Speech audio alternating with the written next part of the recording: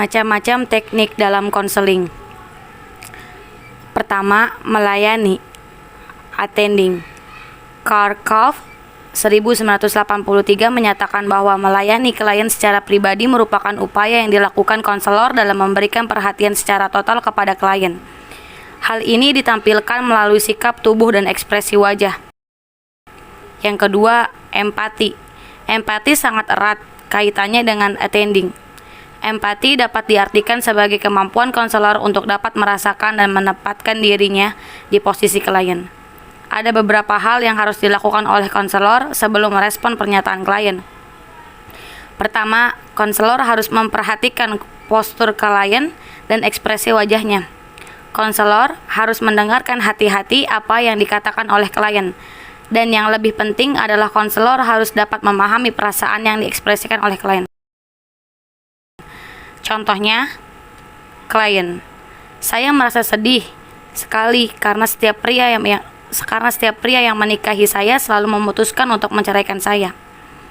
Lalu kemudian konselor menjawab, saya dapat memahami perasaan Anda saat ini. Yang ketiga, refleksi. Refleksi merupakan upaya konselor untuk memperoleh informasi lebih dalam tentang apa yang dirasakan oleh klien dengan cara memantulkan kembali perasaan, pikiran, dan pengalaman klien. Ciri-ciri respon refleksi antara lain, tidak menilai non-judgmental, refleksi akurat dari apa yang dialami oleh pihak yang lain, ringkas, lalu kemudian 3 jenis refleksi. Yang A, refleksi perasaan mencerminkan kembali perasaan yang disampaikan oleh klien. Contoh, klien, saya begitu yakin akan menamatkan sekolah pada usia sekarang, tetapi saya gagal menyelesaikannya. Saya merasa bodoh. Lalu kemudian konselor menjawab, jadi kegagalan itulah yang menyebabkan Anda merasa bodoh. Yang B, refleksi arti. Apabila perasaan dan fakta dicampurkan dalam suatu respon yang akurat, hal ini disebut sebagai refleksi makna. Contohnya, klien, ibu saya terus-menerus bertanya tentang kehidupan saya. Saya tidak ingin dia melakukan hal itu. Kemudian konselor menjawab, Anda merasa jengkel karena dia tidak merespek privasi Anda. Yang C, refleksi sumatif. Diungkapkan kembali secara asingkat tema dan perasaan utama yang diekspresikan klien selama durasi percakapan yang lebih lama daripada yang terliputi oleh bentuk refleksi yang lain. Contohnya, tema yang selalu Anda ulangi seperti adalah, marilah kita melakukan rekapitulasi dari apa yang sudah kita bicarakan sejauh ini. Saya memikirkan apa yang Anda katakan. Saya melihat suatu pola dan saya ingin mengeceknya. Yang keempat, eksplorasi. Eksplorasi keterampilan konselor untuk menggali prasana, pengalaman, dan pikiran klien. Teknik eksplorasi memungkinkan klien untuk bebas berbicara tanpa rasa takut, tertekan, dan terancam. Ada 3 jenis eksplorasi. A. Eksplorasi perasaan. Keterampilan untuk menggali perasaan klien yang tersimpan. Konselor dapat menggunakan kalimat-kalimat berikut ini untuk memulai keterampilan eksplorasi perasaan. Contohnya, bisakah saudara menjelaskan bagaimana perasaan bingung yang Anda maksudkan? Saya kira rasa sedih Anda begitu dalam pada peristiwa tersebut. Dapatkah Anda kemukakan perasaan Anda lebih jauh? B. Eksplorasi pengalaman. Keterampilan konselor untuk menggali pengalaman yang dialami klien. Contoh, saya terkesan dengan pengalaman yang Anda lalui. Namun, saya ingin memahami lebih jauh tentang pengalaman tersebut dan pengaruhnya terhadap pendidikan Anda. C. Eksplorasi pikiran. Keterampilan konselor untuk menggali ide, pikiran, dan pendapat klien. Contoh, saya yakin Anda dapat menjelaskan lebih jauh tentang apa pendapat Anda tentang hadirnya ibu tiri dalam rumah Anda. Saya kira pendapat Anda mengenai hal itu sangat baik sekali. Dapatkah Anda menguraikannya lebih lanjut? Kelima, menangkap pesan utama, paraphrasing. Ada kalanya klien mengalami kesulitan untuk menyampaikan permasalahannya secara jelas dan terus terang kepada konselor. Untuk itulah diperlukan kemampuan konselor untuk dapat menangkap pesan utama yang disampaikan oleh klien. Hal ini sangat penting dan diperlukan karena terkadang klien mengemukakan perasaan, pikiran, dan pengalamannya secara berbelit-belit, berputar-putar, atau terlalu panjang. Intinya adalah konselor dapat menyampaikan kembali inti pernyataan klien secara lebih sederhana. Pada dasarnya, ada 4 tujuan utama dari teknik paraphrasing, yaitu yang pertama, untuk mengatakan kembali kepada klien bahwa konselor bersama dia dan berusaha untuk memahami apa yang dikatakan klien. Yang kedua, mengedepankan apa yang dikemukakan klien secara lebih ringkas. Yang ketiga, memberikan arah wawancara konseling. Dan yang terakhir, pengecekan kembali persepsi konselor tentang apa yang dikemukakan klien. Contoh, adakah yang Anda maksudkan adalah? Nampaknya Anda katakan adalah. Yang keenam, bertanya untuk membuka percakapan. Open question. Pertanyaan-pertanyaan terbuka, open question, sangat diperlukan untuk memunculkan pertanyaan-pertanyaan baru dari klien. Untuk memulai bertanya, sebaiknya jangan menggunakan kata mengapa dan apa sebabnya. Sebaiknya, gunakanlah kata-kata berikut untuk mengalami pertanyaan. Apakah, bagaimanakah, adakah, bolehkah, atau dapatkah? Contoh, bagaimana perasaan ibu ketika melihat dia benar-benar kecanduan obat terlarang itu? Usaha apa yang telah ibu lakukan untuk mengatasi ketergantungan pada obat terlarang itu? Yang ketujuh, bertanya tertutup. Closed question. Pertanyaan tertutup adalah bentuk-bentuk pertanyaan yang sering dijawab dengan singkat oleh klien, seperti ya atau tidak. Adapun tujuannya adalah: pertama, untuk mengumpulkan informasi. Yang kedua, untuk menjernihkan atau memperjelas sesuatu. Dan yang terakhir, menghentikan omongan klien yang melantur atau menyimpang jauh. Yang kedelapan, dorongan minimal. Upaya utama seorang konselor adalah agar kliennya selalu terlibat dalam pembicaraan dan membuka dirinya pada konselor. Dorongan ini diucapkan dengan kata-kata singkat seperti oh, ya, terus, lalu, dan. Tujuannya adalah membuat klien semakin semangat untuk menyampaikan masalahnya dan mengarahkan perbicaraan agar mencapai sasaran dan tujuan konseling. Contoh, klien, saya kehilangan segalanya, orang tuaku, huhuhu. Konselor menjawab, terus? 9. Interpretasi. Dalam interpretasi, seorang konselor harus menggunakan teori-teori konseling dan menyesuaikannya dengan permasalahan klien. Hal ini dilakukan untuk menghindari adanya subjektivitas dalam hubungan konseling. Adapun tujuan utama teknik ini adalah untuk memberikan rujukan dan pandangan atas perilaku klien agar klien mengerti dan berubah melalui pemahaman dan hasil rujukan baru tersebut. Contoh, klien, saya pikir lebih baik saya mati saja. Tidak ada gunanya lagi saya hidup. Semua orang mengucilkan saya. Lalu konselor menjawab, hidup ini membutuhkan keberanian kita untuk menjalaninya. Kalau Anda berpikir Anda telah dikucilkan oleh semua orang, itu tidak benar. Anda sendirilah yang membuat Anda terkucil melalui pemikiran Anda yang seperti itu. Jika saja Anda berani menghadapi kenyataan bahwa Anda menyesal atas perbuatan Anda dan Anda yakin Anda ingin merubah lebih baik, inilah saatnya Anda membuktikannya pada semua orang. Bukankah begitu? 10. Mengarahkan. Konselor harus memiliki kemampuan ini agar dapat mengajak klien berpartisipasi secara penuh dalam proses konseling. Inti dari tujuan tersebut adalah agar klien bersedia melakukan sesuatu. Misalnya, menyuruh klien untuk bermain peran dengan konselor atau menghayalkan sesuatu. Contoh, klien, suami saya sering mengucapkan kata-kata kasar dan kotor pada saya. Itu membuat saya tersakiti. Lalu konselor menjawab, bisakah Anda memperagakannya di hadapan saya? Bagaimana cara suami Anda ketika dia memarahi Anda? Yang ke-11, menyimpulkan sementara. Hasil percakapan antara konselor dan klien hendaknya disimpulkan sementara oleh konselor untuk memberikan gambaran kilas balik atau feedback atas hal-hal yang telah dibicarakan, sehingga klien dapat menyimpulkan kemajuan hasil pembicaraan secara bertahap, meningkatkan kualitas diskusi, dan mempertajam atau memperjelas fokus pada wawancara konseling. Contoh, konselor, Setelah kita berdiskusi beberapa waktu, alangkah baiknya jika kita simpulkan dahulu agar jelas hasil pembicaraan yang telah kita lalui. Dari materi pembicaraan yang kita diskusikan, kita sudah sampai kepada dua hal.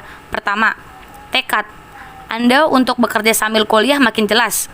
Kedua, namun hambatan yang akan Anda hadapi, seperti Anda kemukakan tadi, ada beberapa hal, yaitu sikap orang tua yang menginginkan Anda segera menyelesaikan studi dan waktu bekerja yang penuh sebagaimana dituntut oleh perusahaan yang akan Anda masuki. Benarkah demikian? 12. Memimpin. Memimpin adalah keterampilan konselor dalam memimpin percakapan agar tidak menyimpang dari permasalahan sehingga tujuannya konseling yang utama dapat tercapai sesuai sasarannya. Contoh, klien, saya memang tidak lagi menyukainya, itu mungkin salah. Tapi bagaimana bila saya bekerja di tempat yang jauh? Ya, walaupun sebenarnya saya juga ingin menikah dalam waktu dekat. Lalu konselor menjawab, bagaimana kalau kita membicarakannya satu persatu dahulu? Tadi Anda katakan bahwa Anda tidak lagi mencintainya. Mengapa Anda tidak mencintainya lagi? 13. Konfrontasi. Konfrontasi adalah teknik konseling yang menantang klien untuk melihat adanya diskrepansi atau inkonsistensi antara perkataan dan bahasa tubuh, ide awal dengan ide berikutnya, senyum dengan kepedihan dan sebagainya. Tujuan dari teknik adalah pertama, mendorong klien mengadakan penelitian diri secara jujur. Yang kedua, meningkatkan potensi klien. Dan yang terakhir, membawa klien kepada kesadaran adanya diskrepansi, konflik atau kontradiksi dalam diri. Pemberian komentar harus konsisten dan tepat waktu, tidak menyalahkan atau menghakimi, dilakukan dengan attending dan empati.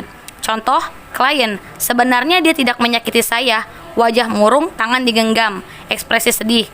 Lalu konselor menjawab, Anda mengatakan bahwa dia tidak menyakiti Anda, tapi mengapa saya melihat wajah Anda begitu sedih ketika mengatakan itu? 14. Menjernihkan.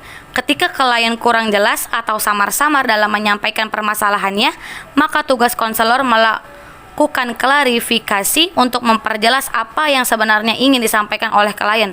Contoh, klien, saya tidak mengerti siapa sebenarnya yang harus saya ikuti, ayah atau ibu saya.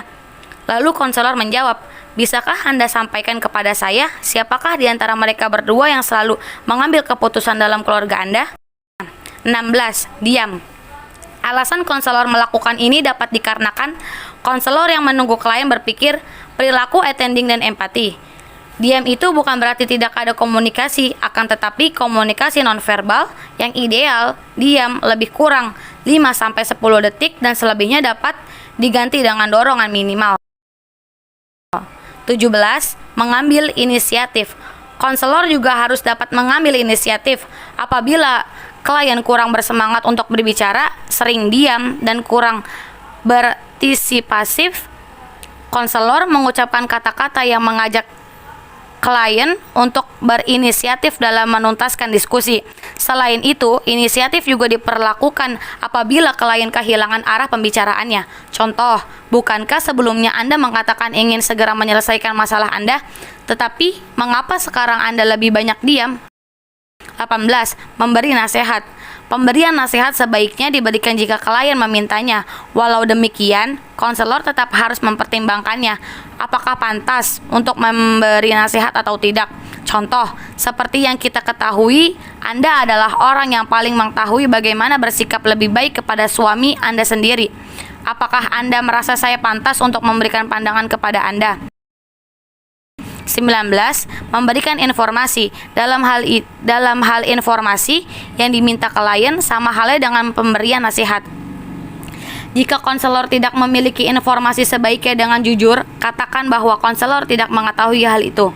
Akan tetapi, jika konselor mengetahui informasi, sebaiknya upayakan agar klien tetap mengusahakannya. Contoh, konselor, sebelumnya saya mohon maaf kalau Anda menanyakan tentang cara pengobatan diabetes. Saya sama sekali tidak mengetahui obatnya. Bagaimana bila Anda menanyakannya langsung kepada dokter Anda? 20. Merencanakan. Tahap perencanaan di sini maksudnya adalah membicarakan kepada klien hal-hal apa yang akan menjadi program atau aksi nyata dari hasil konseling. Tujuannya adalah menjadikan klien produktif setelah mengikuti konseling. Contoh, proses konseling ini telah berakhir. Lalu, rencana apakah yang akan Anda lakukan setelah ini? 20. Menyimpulkan. Bersamaan dengan berakhirnya sesi konseling, maka sebaiknya konselor menyimpulkan hasil pembicaraan secara keseluruhan yang menyangkut tentang pikiran, perasaan klien sebelum dan setelah mengikuti proses konseling. Selain itu, bantulah klien untuk memantapkan rencana-rencana yang telah disusunnya. Assalamualaikum. Waalaikumsalam. Silahkan duduk. Terima kasih. Sama. Sebelumnya di sini saya akan memperkenalkan nama saya terlebih dahulu. Saya Yuwanda Hana Sajida sebagai konselor. Dan sebelumnya saya ingin tahu siapa nama kamu dan kenapa kamu bisa sampai di tempat ini. Dan saya ingin tahu tujuan kamu kesini itu untuk apa ya? Baik, saya Sekar Ayu Handari. Kebetulan saya tahu tempat ini dari teman saya. Saya di sini sedang memiliki masalah dan teman saya merekomendasikan saya untuk datang ke sini. Siapa tahu dengan saya datang ke sini bisa meringankan permasalahan yang sedang saya alami saat ini.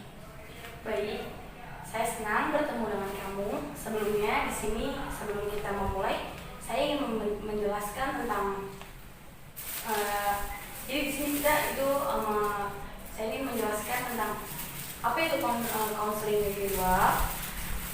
Konseling individual itu ialah di mana terjadinya suatu percakapan antara saya sebagai konselor dan kamu sebagai klien. Yang dimana konseling individual ini terdiri dari 3 akses. Terdiri dari 3 asas. Yang pertama ada asas kesukarelaan, yang dimana kamu bersukarela untuk menceritakan apa yang kamu rasakan kepada saya. Yang kedua ada asas keterbukaan, yang dimana kamu untuk saling terbuka kepada saya untuk menceritakan apa yang kamu sedang alami. Dan yang terakhir ada asas kerahasiaan. Jadi kamu tenang aja di sini ketika kamu menceritakan masalah yang kamu hadapi kepada saya, itu rahasia kamu akan terjaga. Seperti itu. Sebelumnya saya ingin tahu apa yang kamu sedang alami. Ya, sebelumnya saya adalah mahasiswa dari salah satu universitas. Masalah saya pada kali ini adalah masalah konsentrasi dalam belajar saya pada kuliah kali ini. Seperti itu. Baik, hanya itu saja yang kamu alami. Ya. Lalu apa yang kamu rasakan tentang kenapa kamu sulit berkonsentrasi, apa yang menyebabkan kamu sulit berkonsentrasi, seperti apa ya? Baik, dalam keadaan saat ini, COVID ini, gitu. Terus juga kan kita dituntut untuk kuliah daring, seperti itu. Semua mahasiswa pun merasakan pastinya seperti saya. Ya, saya tidak berkonsentrasi dikarenakan online ini, gitu. Perkuliahan online ini, gitu kan. Saya juga kayak merasa tidak puas gitu dengan materi-materi kuliah yang diberikan, karena walaupun kita berkontak langsung secara daring gitu, tapi menurut saya itu kontak mata itu lebih nyaman daripada kontak daring seperti itu. Baik, saya memahami apa yang kamu rasakan. Sebelumnya efek dari kamu sulitnya berkonsentrasi itu apa? Yang sering terjadi itu seperti apa? Masalah saya itu kayak terlalu meringankan tugas kuliah, terus juga saya seperti menyepelekan perkuliahan ini gitu. Karena kan memang yang namanya perkuliahan daring itu kan secara otomatis gitu membagi waktu yang seharusnya dia kuliah malah harus membagi membantu orang tua, harus pergi ini karena ada sesuatu seperti itu. Kalau boleh tahu, hal yang menurut Anda membuat Anda senang itu seperti apa? Hal yang bikin saya senang sebenarnya sih kayak touring atau jalan-jalan keluar gitu, seperti liburan bareng dengan teman gitu. Tapi kan saat ini kan sedang masa COVID seperti ini, gimana? Baik, kalau itu adalah hal yang membuat kamu senang, kamu merasa nyaman, alangkah baiknya kamu itu melakukan pembelajaran seperti kamu mendapat tugas, itu kamu melakukannya di kayak seperti di luar kafe, kayak di kafe atau di tempat-tempat yang kamu suka, kayak di perpustakaan luar seperti itu. Adakah faktor lain yang mempengaruhi sulitnya kamu berkonsentrasi dalam pembelajaran dari ini? Ya, sebenarnya ada beberapa faktor mungkin ya.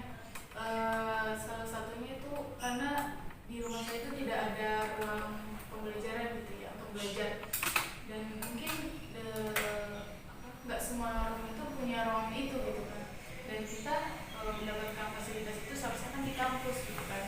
Nah, dengan adanya pembelajaran dari ini, saya tidak bisa leluasa gitu untuk belajar. Tadi kan salah satunya saya siapa tahu dalam satu waktu saya harus membantu rumah saya gitu. Jadi fokus saya itu terbagi gitu, Kak. Kalau boleh saya tahu, adakah seperti kayak dukungan dari keluarga kamu, kayak keluarga atau teman-teman sekitar kamu yang mendukung kamu dalam pembelajaran kali ini? Ya, kalau dari keluarga sendiri kan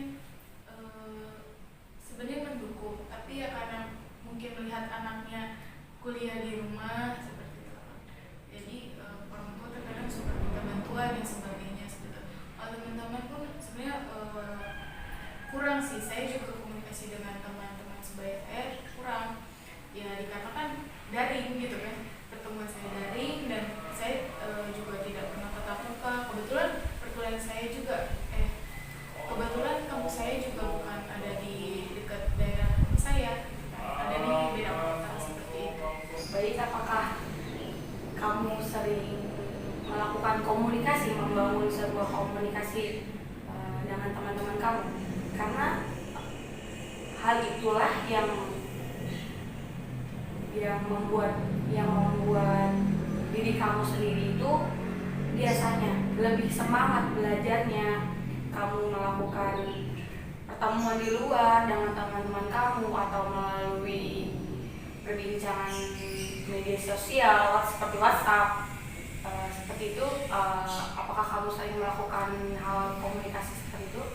Iya, sebenarnya saya bukan tipe orang yang suka berkomunikasi di media sosial seperti itu. Namun terkadang juga sebenarnya saya suka berkomunikasi, tapi dalam waktu jangka panjang, tidak jangka pendek seperti kayak setiap hari selalu chat, enggak. Jadi bisa dibilang sih komunikasi saya dengan teman-teman sebaya, teman-teman sekolah itu agak kurang seperti itu. Ya, yang mengakibatkan mungkin ya saat ini gitu, saya tidak merasakan dukungan dari teman-teman saya gitu.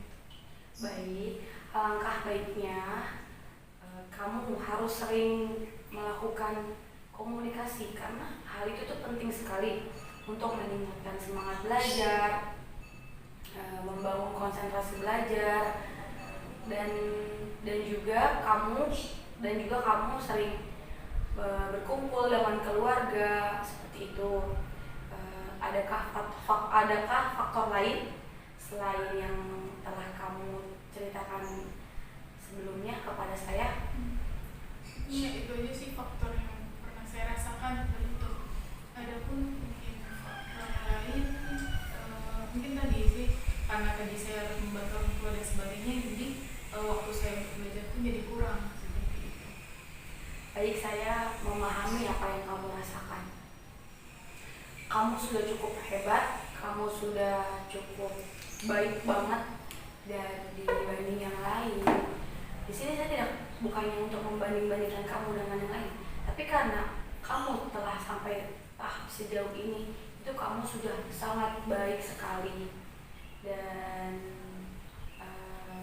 setelah tadi yang telah kamu ceritakan kepada saya dari awal sampai saat ini, bagaimana apa yang kamu telah rasakan? Ya, saya agak merasa lega gitu karena dia sudah bercerita gitu, dan Anda sudah membuat saya nyaman gitu. Saya sudah bercerita dan Anda tidak akan membeberkan apa yang sudah saya ceritakan gitu. Baik, terus tingkatkan semangat belajar kamu dalam pembelajaran dari ini, karena di zaman ini, karena pandemi ini pula, itu yang menyebabkan faktor yang banyak anak di luar sana, bukan hanya kamu saja mungkin yang merasakan seperti ini. Mungkin ada yang sampai dia merasa bosan, sampai dia mengalami bunuh diri. Kamu itu sudah sangat-sangat hebat karena kamu sudah sampai sejauh ini, sejauh ini tahapan pembelajaran kamu. Terus tingkatin belajar kamu dengan tidak apa-apa membantu orang tua, mungkin itu yang membuat kamu senang. Jadi seperti yang tadi saya telah sampaikan, seperti kamu melakukan pembelajaran di luar, di kafe, seperti itu, dan bersama teman-teman, atau lebih baik kamu membantu orang tua, mungkin itu yang lebih membuat kamu lebih semangat dalam melakukan pembelajaran. Lalu ketika kamu ingin melakukan pembelajaran daring ini, alangkah baiknya kamu melakukan hal-hal atau kegiatan yang membuat kamu senang. Tidak usah terlalu dipaksakan, seperti membantu orang tua. Ketika kamu telah merasa bersemangat belajar kamu, kayak wah saya sudah merasa nyaman nih untuk melakukan belajar, atau kamu sudah melakukan berbagai kegiatan yang menurut kamu nyaman, kamu senang, lalu kamu memulai melakukan belajar. Seperti itu yang telah dijelaskan. Mungkin saya akan mencoba gitu ya, untuk saya dapat mengatur semua itu gitu. Dan saya memberi waktu kepada diri saya sendiri untuk keluar gitu ya dari kejenuhan ini. Baik, mungkin dicukupkan pertemuan kita pada kali ini. Saya berterima kasih kepada kamu karena kamu telah meluangkan waktu kamu untuk datang kepada saya dan bercerita tentang apa yang kamu rasakan. Saya juga berterima kasih kepada kakak telah bersedia mendengarkan cerita saya. Semoga tadi apa yang kakak bicarakan, kakak obrolkan kepada saya dapat terima dan saya terapkan nanti ke pembelajaran saya selanjutnya. Makasih kak. Jadi cukup sekian. Terima kasih. Saya cukupkan pertemuan kita pada kali ini.